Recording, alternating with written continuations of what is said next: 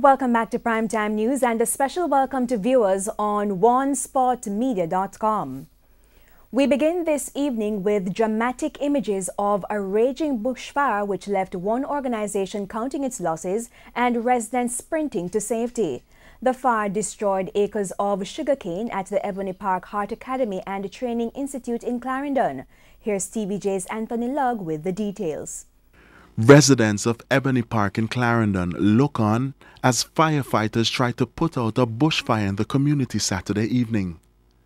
Hours earlier, they were sent running from their homes as thick black smoke covered the area shortly after 3. Everyone have to run out of their home.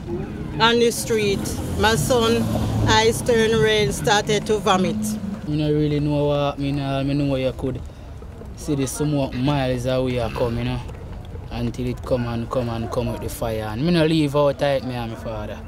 See my rag here, I wet it, I had a glass here over my eye because I decide say I protect me and my neighbors, Firefighters were kept busy as the fire spread into nearby cane fields.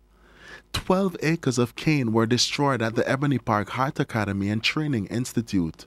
Enterprise manager Selma Kani gave details. Apparently, our next door neighbors or the land that is adjacent to us are just that land. They had a fire in their cane, and what happened now is that the breeze transferred the fire from their field to ours. We newly fertilized our sugarcane. We had done so on Monday and Tuesday, and all that new growth and the area that we have fertilized, it's approximately 12 acres that we lost in fire. Ms. Kani says bushfires are a recurring problem.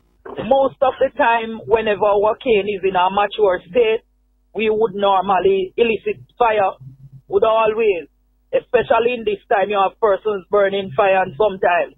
But it's the first we have lost so much, and in a state where the sugar cane would have already harvested. So therefore, we would have been losing because it cannot go to the factory. It's nothing that we can make our money from at the moment. Anthony Lugg, TVJ News.